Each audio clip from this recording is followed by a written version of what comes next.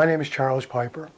I'm a licensed private investigator, certified fraud examiner, and owner of Charles Piper's Professional Services. Next, I will be providing you with a presentation which I hope serves your needs. What should you look for when selecting a private investigator?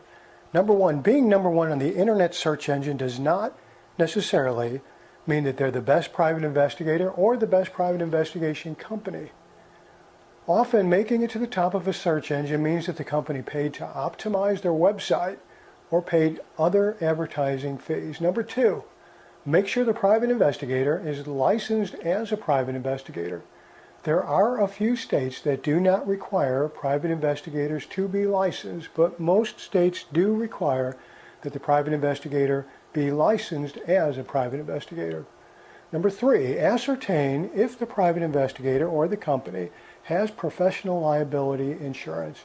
Upon request, an insured private investigator can provide the client with a certificate of insurance. Number four, if you're contacting a private investigative company, find out the experience level of the individual private investigator who will actually provide the investigative service for you.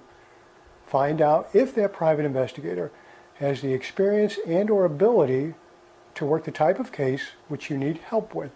In other words, if a private investigative company employs several investigators, you're going to want to know, are you getting the senior investigator, the junior investigator, or what? Example, if you need professional interviews conducted, find out what type of interview training they have received, how many interviews they've conducted, and what type of cases those interviews involved. Number five, find out how many times the private investigator has testified in court, and if so, what type of cases. If you hire a private investigator and your case goes to trial, I'm sure you'll feel very good if you know that that private investigator has courtroom experience. Number six, ask about other professional credentials that the private investigator assigned to your case possesses. For example, are they a certified fraud examiner, or are they certified in interviewing, etc.? Ask if they're a college graduate, and if so, what was their major? Find out if that investigator has completed any police or investigative academies. Factually, some private investigators have never attended an investigative academy of any type. Number seven, if you're going to hire a private investigator, I suggest that you conduct some type of a query on a search engine of their name. For example, for me, if you were to enter Charles Piper, private investigator, the search results would find some articles that I've written and other information about me. Number eight, will you have to pay any money up front? Often you will have to pay a retainer up front. A retainer is an agreed upon amount that the client pays the private investigator in advance, and the private investigator bills from that. Also ask if any portion of the retainer is refundable. For example, if you paid a retainer of $1,000 to a private investigator and the private investigator's rate was $100 an hour, what would happen if the investigator solved the case in 5 hours? Would they refund any of the retainer to you? You're going to want to ask that question. Private investigative hourly rates. They vary from approximately $50 an hour all the way up to $400 an hour. The average is more like between $75 and $125 an hour. But there's an old saying that you get what you pay for.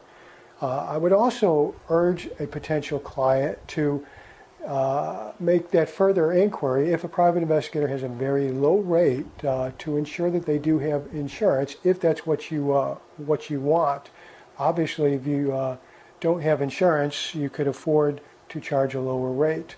Other expenses that a client may expect to pay are the reimbursement for mileage, cost to search electronic databases, court record fees, photography development, etc.